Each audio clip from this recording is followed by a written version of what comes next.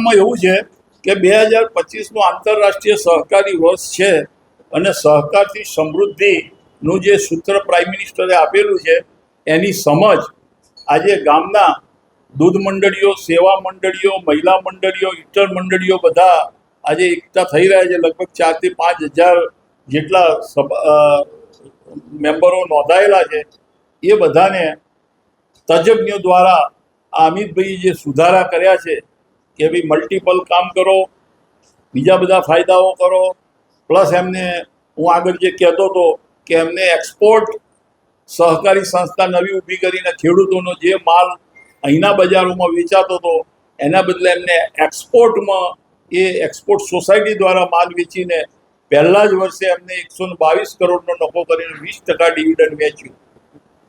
એટલે આ બધી સંસ્થાઓ જે અર્વાચીન પ્રવાહોમાં જે સુધારા થયા એની સમજ બધાને મળે અને એ સમજનો લાભ ગામના ખેડૂતો,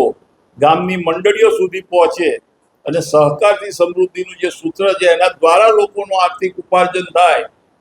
એની સમજ આપવા માટે અમે આ કાર્યક્રમ કર્યો.